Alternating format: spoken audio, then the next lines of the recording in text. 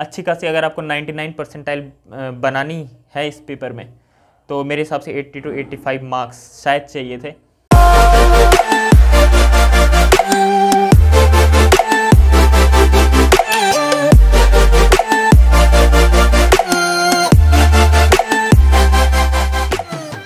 तो hey guys, welcome to the channel and this is सूरज।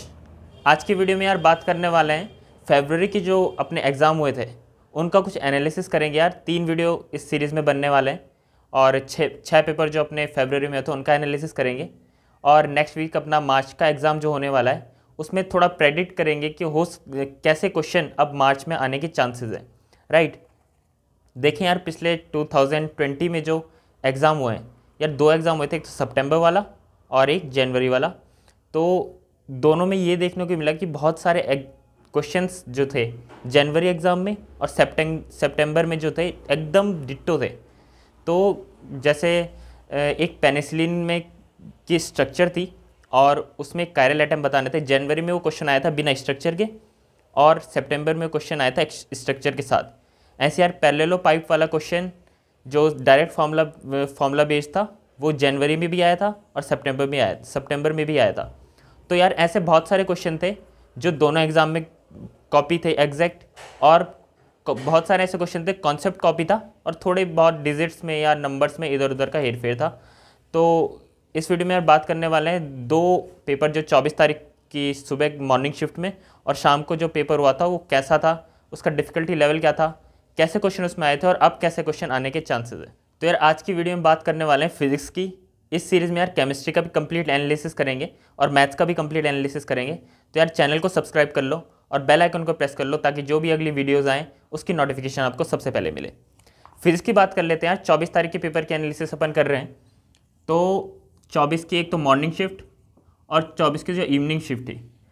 अगर मैं डिफ़िकल्टी लेवल की बात करूँ तो मॉर्निंग में यार बहुत ईजी पेपर आया था। अगर आउट ऑफ 30 क्वेश्चन देखें तो 26 to 27 ऐसे क्वेश्चन थे यार जो बहुत इजीली सॉल्व हो जाते हैं और फॉर्मूला बेस्ड क्वेश्चन काफ़ी ज़्यादा आए थे। और अगर वैसे भी 30 में से 25 करने थे, तो अगर आप 25 के 25 भी अगर बहुत सारे बच्चे सही करते हैं तो कोई शॉकिंग बात नहीं है, राइट। बहुत ईजी जो है यहाँ पे क्वेश्चंस थे। 26 की मॉर्निंग की यार पहले बात कर लेते हैं। इवनिंग में थोड़ा सा मॉडरेट पेपर में कहूँगा। अगर मैं इन्हें आउट ऑफ 5 मार्क्स देना चाहूँ तो मॉर्निंग में आई थिंक 2.5 और इवनिंग में अराउंड 4 के करीब मैं इसे डिफ़िकल्टी लेवल में मार्क्स दूंगा। अब यार थोड़े से क्वेश्चंस की बात कर लेते हैं कि कैसे इसके अंदर क्वेश्चन आए थे और कैसे मार्च में आने के और चांसेस हैं। तो यार 24 तारीख के क्वेश्चंस की अपन बात कर रहे हैं। बहुत ईजी क्वेश्चंस आए थे और डायरेक्ट फार्मूला बेस्ड थे। ईजिली आप इन्हें सॉल्व कर सकते हैं। मैंने आपको यार आई बटन पर क्लिक करके वीडियो देख लो। मैंने आपको बताया था कि अगर आपको फार्मूला और कुछ कॉन्सेप्ट फिंगर टिप्स पे कुछ इंपॉर्टेंट टॉपिक्स अगर आप करके जाते हैं तो similar type of question her paper में लगातार पूछे जा रहे हैं, राइट। तो यार पहला ही क्वेश्चन आप देख लो, बिल्कुल डायरेक्ट फार्मूला बेस्ड है। यहाँ पे अपना कैपेसिटर है, 2 कैपेसिटर दिए हुए हैं सी और सी कैपेसिटेंस के, और अपने को निकालना है सी पैरेलल अपॉन सी सीरीज। क्या इजीली अपन सॉल्व नहीं कर सकते? 2 कैपेसिटेंस का जो पैरेलल का फॉर्मूला होता है वो होता है C1 + C2 और जो सीरीज़ का फॉर्मूला होता है 1/C1 + 1/C2। क्या इस क्वेश्चन को आप इजीली सॉल्व नहीं कर सकते अगर आपको ये फॉर्मूला पता हो तो, राइट। तो बहुत इजी क्वेश्चन है यार, और ये शायद मेंस लेवल का नहीं, मेंस के पेपर में इतना इजी क्वेश्चंस थोड़ा नहीं आते और नहीं आने चाहिए, बट ठीक है, ओके। तो यार अगले क्वेश्चन की बात करते हैं। अगेन बहुत इजी क्वेश्चंस दिया हुआ है। ये अपना इस टाइप का कैसे बनाते हैं यार, ये रहा अपना एक क्यूब है और यहाँ पे अपना -q चार्ज रखा हुआ है। बाकी सब जगह पे यार +q +q +q +q +q। अपने को इस क्यूब के सेंटर पे इलेक्ट्रिक फील्ड बतानी है। तो बहुत सिंपल क्वेश्चन है। ये +q और इस -q, यहाँ पे -q की वजह से ही इलेक्ट्रिक फील्ड होगा। बाकी इसका और इसका कैंसिल, इसका कैंसिल, सबका कैंसिल हो जाएगा। तो सिंपल यार इन दोनों की वजह से बीच में इलेक्ट्रिक फील्ड बताना है। सिर्फ अगर आपको ज्योमेट्री आती है तो आप डिस्टेंस पता लगाओ और डायरेक्ट फॉर्मूला लगा दो। पर अगर आपको फॉर्मूला ही नहीं आता होगा तो आप इस क्वेश्चन को कैसे सॉल्व कर पाएंगे। इसलिए यार फॉर्मूला एटलीस्ट आप रट लें सभी के। नेक्स्ट क्वेश्चन है फिर से जो है अपना फॉर्मूला बेस्ड क्वेश्चन है। क्वेश्चन ये है कि एमीटर करंट दे रखा है और कलेक्टर करंट दे रखा है, अपने को एमिटर करंट दे रखा है समथिंग, और अपने को कलेक्टर करंट दे रखा है, बीटा निकालना है।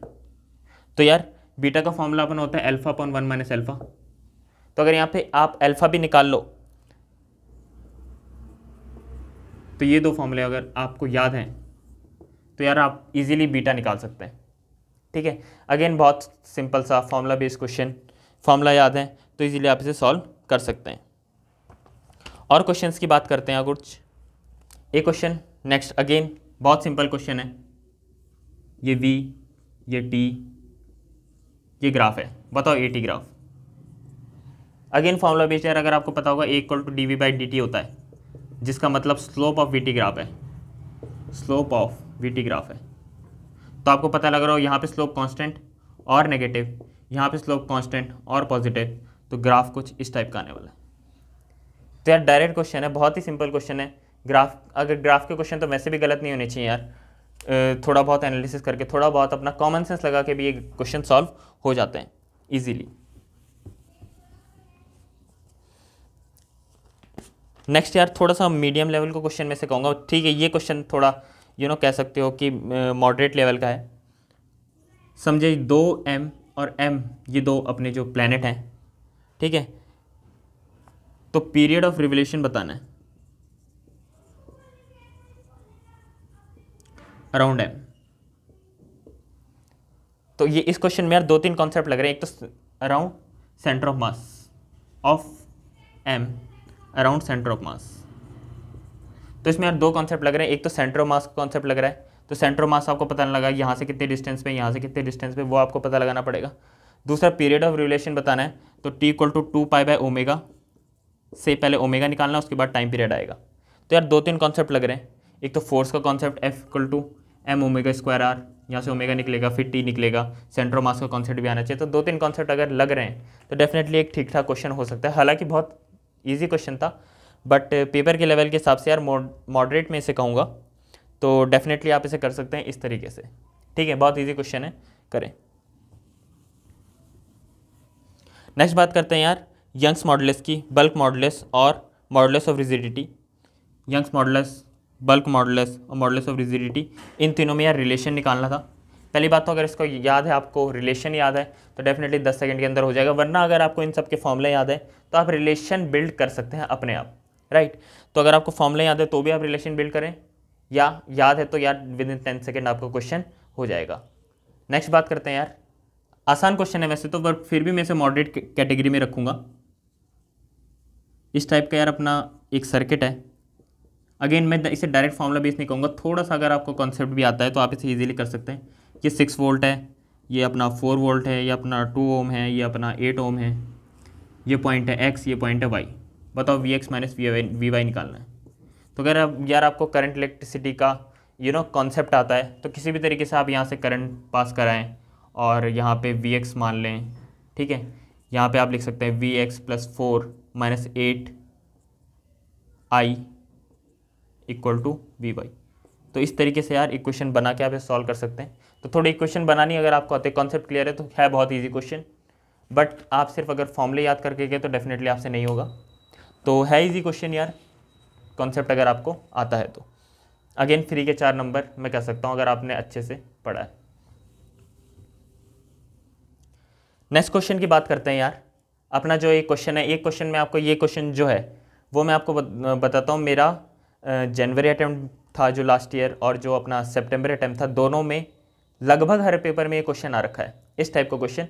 और मैं समझता हूँ कि इस साल के 2021 के चारों जो अटैम्प्ट है उनके सारे पेपर, अगर 6 पेपर होते 20 के 24 पेपर से 20 पेपर्स में इस टाइप के क्वेश्चन आएंगे। बहुत ईजी है और बचपन से पढ़ते आ रहे हैं, 10 मिनट भी आपको इसे रिवाइज करने की ज़रूरत नहीं है। That is unit and dimension.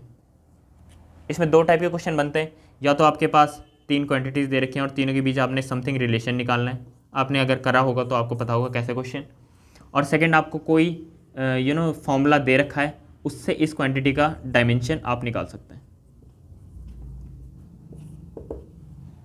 ठीक है, तो ऐसे क्वेश्चन भी बहुत इजीली हो जाएंगे, हर पेपर में आ रहे हैं। तो अगर यार आप इसे छोड़ के जाते हैं तो 4 नंबर सीधे सीधे आप घर पे छोड़ के जा रहे हैं। जो मैंने यार क्वेश्चन बताया वो मैं क्वेश्चन भी आपको बता देता हूँ। वैसे तो यहाँ पे मैं लगा दूंगा क्वेश्चन भी, वो क्वेश्चन आप देख सकते हैं। नेक्स्ट क्वेश्चन की बात करते हैं यार। ये 2 किलो ओम, ये अपना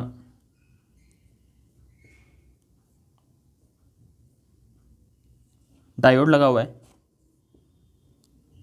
और ये अपना 1 किलो ओम, और ये अपनी बैटरी। बस इसमें यार आई कैलकुलेट करना है, कुछ और डेटा दिया था क्वेश्चन में, यहाँ पे लगा दूंगा।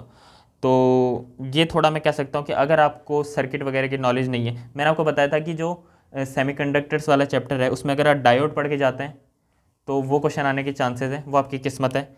बट इस टाइम आपकी किस्मत ख़राब थी। ख़राब तो खैर क्या थी, क्योंकि 30 में से 25 क्वेश्चन करने हैं, तो यार कुछ क्वेश्चन आप छोड़ भी सकते हैं। तो अगर है एज सच कोई बहुत टफ क्वेश्चन नहीं है, बट अगर आपको चैप्टर में ज़्यादा नहीं पड़ा है सेमीकंडक्टर में, तो आप इसे छोड़ भी सकते हैं। क्वेश्चन मैं यहाँ पे लगा दूंगा यार, सॉल्यूशन भी अगर चाहिए होगा तो सॉल्यूशन भी मैं यहाँ पे डाल दूंगा। एक क्वेश्चन और है जो यार हर बार आ रहा है, मेरे पेपर में आया था, जनवरी में भी आया था, मेरे सितंबर में भी आया था, और 24 तारीख के दोनों शिफ्ट में इस टाइप के क्वेश्चन आ रहे हैं। कुछ नहीं करना था, P दिया था, V दिया था, कर्व दिया था, और इस टाइप का कर्व था, ये V1, ये 2V1, और ये P1 और ये P2 इस टाइप का। तो वर्क डन निकालना था यार। ये कर्व, ये ट्रायंगल नहीं है, डायरेक्ट इस टाइप का कर्व है। तो इसमें अपना को वर्क डन निकालना था कंप्लीट साइक्लिक प्रोसेस में। तो बहुत इजी यार, सब पे प्रोसेस दे रखे थे कि कौन से आइसोबारिक है, कौन सी आइसोकोरिक है, सारी प्रोसेस अपने को दे रखी थी, और अपने को टोटल वर्क डन सब सारी प्रोसेसेस का कैलकुलेट करके बताना था। तो डायरेक्ट अगर आपको फॉर्मूला याद है तो आप तीनों को जोड़ के डायरेक्ट लिख सकते हैं। तो डायरेक्ट फॉर्मूला बेस्ड क्वेश्चन था यार, इजीली आप सॉल्व कर सकते हैं।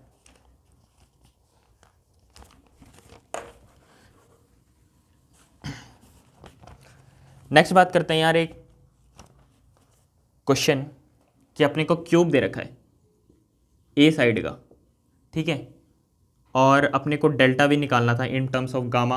अपन ने इसको जो टेम्परेचर जो चेंज किया है वो टी से डेल्टा टी के, डेल्टा टी चेंज हुआ है, टी से टी प्लस डेल्टा टी अपन ने जो है इसका टेम्परेचर चेंज किया है, और अपने को चेंज इन वॉल्यूम निकालना है। अपने को गामा नहीं दिया था यार, अपने को अल्फ़ा दिया हुआ है। तो हमें पता है कि गामा इक्वल टू 3 अल्फ़ा, ये रिलेशन अपने को पता है, और अपने को पता है कि del V upon V equal to gamma into delta T. Simple यार, यहाँ पे अपन वैल्यू डाल दें, यहाँ पे ए क्यूब, यहाँ पे गामा की वैल्यू क्या डाल दें अपन 3 अल्फ़ा, और डेल्टा टी तो डेल्टा टी, तो डेल्टा वी हो जाएगा a cube 3 alpha delta T. Simple सा क्वेश्चन, फॉर्मूले अगर याद हैं 2-3 तो आप डायरेक्ट इसे भी सॉल्व कर सकते हैं। तो यार देख रहे हैं आप कितना ईजी पेपर इस बार फर्स्ट जो शिफ्ट हुई थी मॉर्निंग शिफ्ट में, कितना इजी पेपर पूछा गया था। एक क्वेश्चन यार और इसके अंदर आया था कि ये मेमोरी बेस्ड क्वेश्चन है यार, तो कुछ हो सकता है डेटा में इधर उधर हो। सिंपल क्वेश्चन, ये भी हर बार अगर आपने ग्रेविटेशन चैप्टर पढ़ा है तो ये क्वेश्चन तो यार पहला ही, जो किसी भी क्लास में आप चाहे कोचिंग जाते हो, कहीं भी जाते हो, किसी भी शीट में, किसी भी बुक में, ये डेफिनेटली एक क्वेश्चन रहता ही रहता है। ये आपने सॉल्व जरूर किया होगा, देखा देखा आपको एग्जाम में एकदम लग गया होगा कि 4 एम है जो रिवॉल्व कर रहे हैं, और अपन को इसका ये डिस्टेंस दिया था आर आर आर, और अपने को इसकी वेलोसिटी बतानी थी। तो सिंपल यार, force equal to M V square by R, तो v equal to F R by M root. F अपने को पता है ग्रेविटेशनल फोर्स है, आर अपने को पता है यहाँ से डिस्टेंस निकल जाएगी, और एम, ठीक है। तो डायरेक्ट यार इस फॉर्मूले से भी आप इसे सॉल्व कर सकते हैं। तो बहुत ही ईजी क्वेश्चन यार है, थोड़ा सा कंसेप्चुअल है, बट ऐसा क्वेश्चन है जो बहुत यूजुअल है, अक्सर आता रहता है शीट्स में भी, आपके नोटबुक में भी, और बहुत सारे प्रीवियस ईयर क्वेश्चंस में भी ये क्वेश्चन आया हुआ है। एक सिंपल सा क्वेश्चन, कॉन्सेप्ट आपको आता है, थोड़ा सा आपने याद किया हुआ है, तो आपको पता होगा कि जब P कांस्टेंट होता है तो उसे कौन सी प्रेशर बोलते हैं, V कांस्टेंट होता है तो उसे कौन सी प्रेशर बोलते हैं, टेम्परेचर कांस्टेंट होता है तो उसे कौन सी प्रेशर, उनका नाम। सिंपल आइसोबारिक प्रोसेस, ठीक है, आइसोथर्मल प्रोसेस, ये इनके नाम बस आपको मैचिंग में आया हुआ था, तो वो भी बहुत इजी क्वेश्चन है, क्योंकि आपने अगर वर्क क्या बोलते हैं थर्मोडायनेमिक्स अगर आपने पढ़ी हो तो डेफिनेटली जैसे ही आप थर्मोडायनेमिक्स में घुसते हैं तो ये चीज़ें बता दी जाती हैं और ये चीज़ें दिमाग में छपी होती हैं अगर आपने थर्मोडायनेमिक्स पढ़ी है थोड़ी सी भी। नेक्स्ट क्वेश्चन की बात करते हैं यार। नेक्स्ट क्वेश्चन जो आया था अपना वो डायरेक्ट उसमें आया था, मैचिंग में आया था, और इतना इजी क्वेश्चन था यार कि थर्मोडायनेमिक्स था कि जैसे ही आप थर्मोडायनेमिक्स में जंप करते हो जब पढ़ते टाइम, तो पहली चीज़ यही बताई जाती है और ये स्टूडेंट के दिमाग में रट जाती है कि पूरे चैप्टर में इसी के साथ खेला जाता है। ठीक है, तो ये पूरा चीज़ आपको पता चल गई होगी। क्या क्वेश्चन क्या था? क्वेश्चन ये था कि जब प्रेशर कांस्टेंट रहता है, जब टेम्परेचर कांस्टेंट रहता है, जब वॉल्यूम कांस्टेंट रहता है, तो कौन कौन सी प्रोसेस से बोलते हैं? इसे बोलते हैं आइसोबारिक, आइसोथर्मल, आइसोकोरिक। तो यार यही बताना था, सिंपल प्रोसेसेस का नाम बताना था। तो ये तो वही बच्चा नहीं बता पाएगा जिसने कभी थर्मोडायनेमिक्स को देखा भी नहीं है, मतलब सपने में भी नहीं देखा, तो वही स्टूडेंट इस क्वेश्चन का आंसर नहीं कर पाएगा यार। डेफिनेटली तुम इसे कर सकते हो। अच्छा, एक सिंपल सा क्वेश्चन यार जो 10th के बच्चे को पूछे तो वो भी बता देता है, फोकस और रेडियस ऑफ कर्वेचर में रिलेशन, ये रिलेशन पूछा हुआ था, इजीली आप बता सकते हैं। एक और क्वेश्चन यार जो मैं अपनी पिछली वीडियो में मैंने आपको बताया था, 10 डेज़ की जो मैंने स्ट्रेटजी बताई थी, उसमें बताया था कि आपको अगर रिजिड बॉडी पूरा चैप्टर अच्छा नहीं लगता है तो एटलीस्ट आप moment of inertia and angular momentum conservation करके जाएं। मोमेंट ऑफ इनर्शिया की बात करें यार तो दोनों पेपर में सवाल आया है, 24 की मॉर्निंग शिफ्ट में भी और 24 की इवनिंग शिफ्ट में भी ये क्वेश्चन आया मोमेंट ऑफ इनर्शिया निकालने का। उसमें दिया हुआ था यार कि 4 चीज़ें दी हुई थी बहुत इजी, जैसे ये रिंग हो गई, इसके डायमीटर के अराउंड मान लो I1 अपना मोमेंट ऑफ इनर्शिया है, 2-3 और चीज़ें आपको दी हुई थी I2 I3, बहुत सिंपल मोमेंट ऑफ इनर्शिया, और इन चारों में आपको जो है रिलेशन निकालना था। ठीक है, तो इतना simple question, direct formula based है, थोड़ी एक्सिस चेंज की हुई थी क्योंकि हमें इस एक्सिस के अराउंड पता होता है, तो इस एक्सिस को निकालने के लिए अपने को जो है परपेंडिकुलर एक्सिस थ्योरम लगानी पड़ेगी। ठीक है, तो डेफिनेटली अगर आपको मोमेंट ऑफ इनर्शिया का कॉन्सेप्ट आता है, निकालना आता है, तो ये क्वेश्चन भी आप इजीली सॉल्व कर सकते हैं और हर पेपर में आता है, तो इसे छोड़ने का भी कोई मतलब नहीं बनता। नेक्स्ट बात करते हैं यार, बहुत सिंपल क्वेश्चन, 11th में भी पूछा, 11th में भी आपने पढ़ा है, केमिस्ट्री में पढ़ा है और फिजिक्स में भी पढ़ा है। क्या पढ़ा है कि n=1, n=2 हाइड्रोजन जो एटम होता है, यहाँ पे n=2 से n=1 में जंप करा, 3 to 1 में जंप करा, 3 to 2 में जंप करा, तो इस ट्रांजिशन कौन सा है, ये सीरीज़ कौन सी बन रही है, लाइमन बन रही है, बामर बन रही है, पास्चन बन रही है।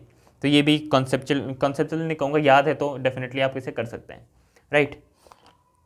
ये सिंपल सा क्वेश्चन है यार, कोई बहुत ज़्यादा दिमाग लगाने वाला नहीं है, याद है तो कर सकते हैं, नहीं याद है तो फिर अगल बगल से देखना पड़ेगा।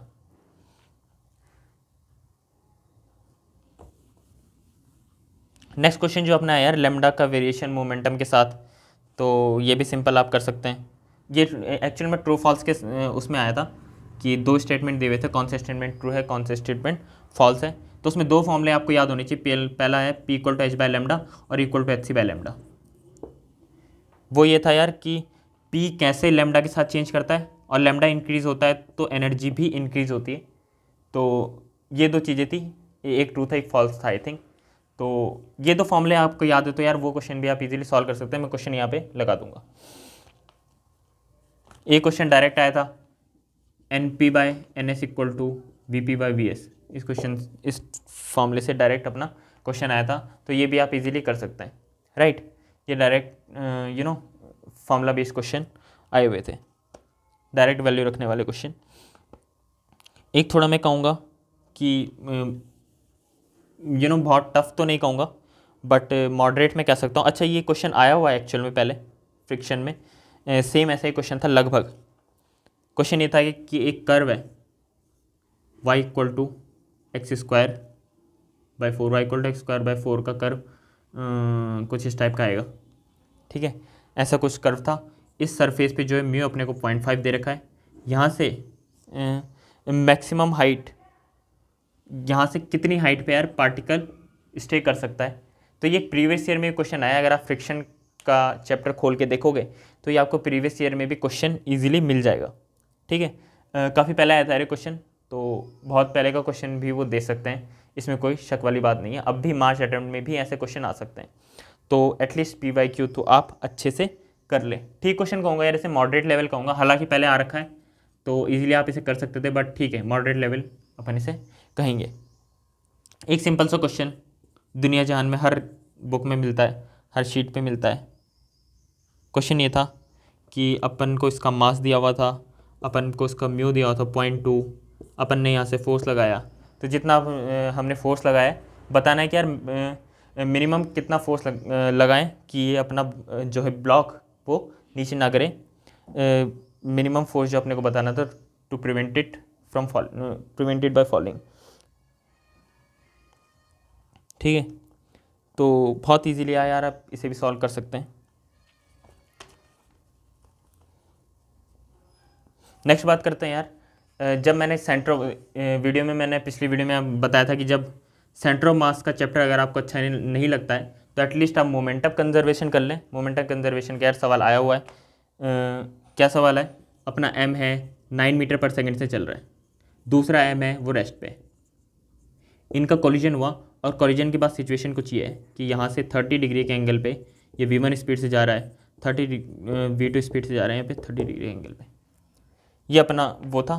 तो अपने को v1/v2 बताना था। तो एक तो तरीका है यार आप पूरा सॉल्व करो, एक तरीका अगर आपको कॉमन सेंस से पता लग रहा हो कि यार दोनों पार्टिकल जो हैं आइडेंटिकल हैं, तो कॉमन सेंस अगर आपको पता लग रहा हो तो v1 और v2 आपस में बराबर होने वाले हैं, क्योंकि बिल्कुल सिमेट्रिक जो है, पहली बात तो आइडेंटिकल मासेस हैं और सिमेट्रिकल पाथ में जा रहे हैं। तो अगर इस सीधे कोलिजन करते तो डायरेक्ट वेलोसिटी ट्रांसफ़र हो जाती। अब ये कुछ एंगल पे कोलिजन कर रहे हैं तो एग्जैक्ट वही वेलोसिटी इसकी होगी और वही वेलोसिटी इसकी होगी।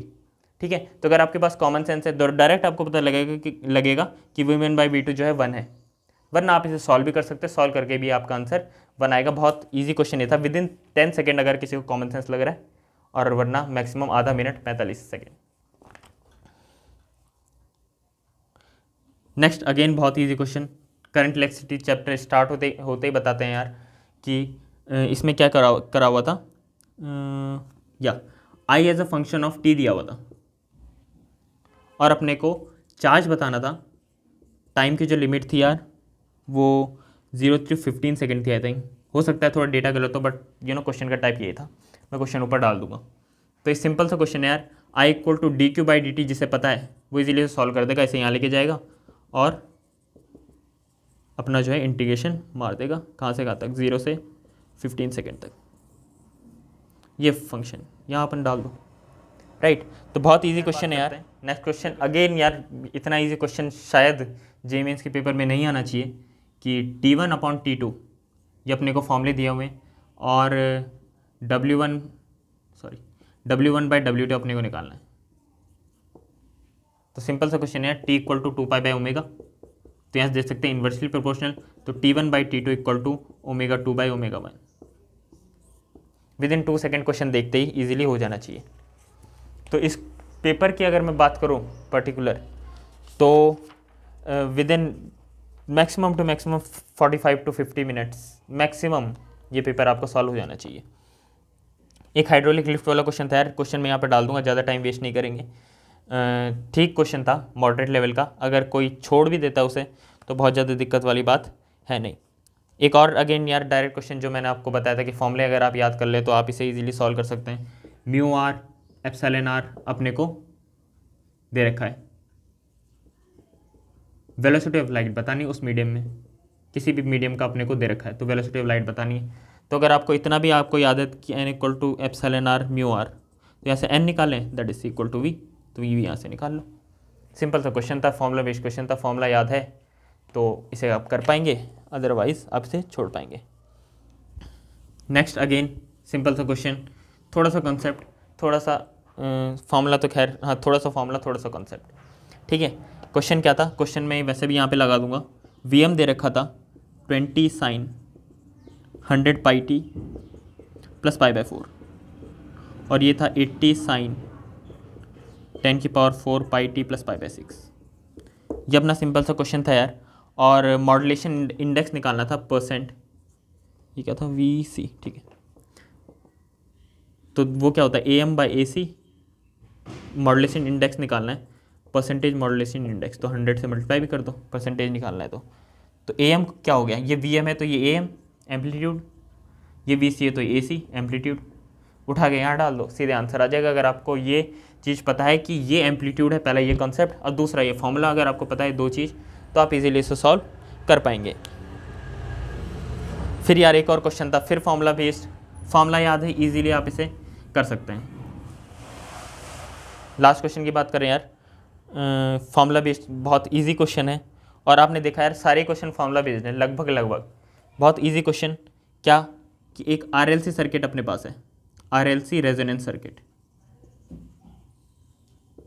तो अगर RLC रेजोनेंस सर्किट अपने पास है, R अपने को दे रखा है, फ्रीक्वेंसी अपने को दे रखी है, और इंडक्टेंस अपने को दे रखी है, तो अपने को Q निकालना था। तो अगर आपको डायरेक्ट फॉर्मूला पता है, तो फॉर्मूला डायरेक्ट आपको पता है, तो आप इजीली से सॉल्व कर पाएंगे। XL/R, आप कहोगे XL तो दे रखा है, XL होता है ω/L, आप कहोगे ओमेगा तो दे रखा है, ओमेगा होता है 2πf, अब तो सब दे रखा है 2πfL/R, वैल्यू उठाओ डालो। पर आपको ये कॉन्सेप्ट पता होना चाहिए कि रेजोनेंस के लिए फॉर्मूला ये होता है, तो डेफिनेटली आप इसे सॉल्व कर पाएंगे। तो यार ये जो पेपर था ये 24 की मॉर्निंग का शिफ्ट था, मेमोरी बेस्ड जो है पेपर था यार, तो हो सकता है एक आध क्वेश्चन छूट भी गए हों, कुछ क्वेश्चन के डेटा गलत हैं, लेकिन टाइप तो यही था एग्जैक्ट, और ठीक है यार बहुत इजी क्वेश्चन था इसमें से। तो ये था यार अपना 24 की मॉर्निंग शिफ्ट का ये पेपर था, और इस पेपर में आप मेरे हिसाब से 80-90 नंबर इजीली ला सकते हैं, और अच्छी खासी अगर आपको 99 परसेंटाइल बनानी है इस पेपर में, तो मेरे हिसाब से 80 to 85 मार्क्स शायद चाहिए थे। तो यार इस टाइप के क्वेश्चन आएंगे, क्वेश्चन हो सकता है मैंने कुछ क्वेश्चन छोड़े हों, तो एक तो वीडियो की लेंथ बहुत ज़्यादा लंबी हो गई ऑलरेडी, तो हो सकता है मैंने कुछ क्वेश्चन छोड़े हैं, वो अपन देखेंगे। सारे क्वेश्चंस मैं यहाँ पे डाल दूंगा, अगर आप बोलेंगे तो यार डिस्क्रिप्शन में मैं सॉल्यूशन भी दे दूंगा इन सब के, तो आप एटलीस्ट इन्हें प्रैक्टिस करके जाए अपने मार्च अटैम्प्ट के लिए, और हो सकता है कि किस्मत अच्छी रहने पे आपके 30 में से यार 2 या 3 क्वेश्चन डिट्टो फरवरी वाले मार्च में दे दिए जाए, क्योंकि 4 अटैम्प्ट है तो 24 पेपर्स यार बहुत टफ हो जाता है एग्जामिनर के लिए बनाना, तो उसी में फेरबदल करके अगेन वो देता है। तो यार पेपर का एनालिसिस करना बहुत ज़रूरी है। नेक्स्ट जो वीडियोस आएंगी उसमें हम केमिस्ट्री का, इसके जो बाकी शिफ्ट हैं यार 4 पेपर और हैं अभी, उनका एनालिसिस कर रहे होंगे, केमिस्ट्री का एनालिसिस कर रहे होंगे, मैथ्स का एनालिसिस कर रहे होंगे, बहुत शॉर्ट एनालिसिस होगा, सॉल्यूशन और उनके जो परफेक्ट क्वेश्चन है यहाँ डाल दूंगा, सॉल्यूशन डिस्क्रिप्शन में डाल दूंगा। तब तक के लिए यार सब्सक्राइब करें, प्रेस द बेल आइकन, ताकि अगली जितनी भी वीडियो आने वाली हैं वो आप मिस ना करें। कोई भी अगर यार आपको हेल्प की ज़रूरत हो तो नीचे डिस्क्रिप्शन में अपने इंस्टाग्राम हैंडल और ट्विटर हैंडल अपन ने दिए हुए हैं, उन पे आप जाके फॉलो कर लें, DM in Instagram. I will see you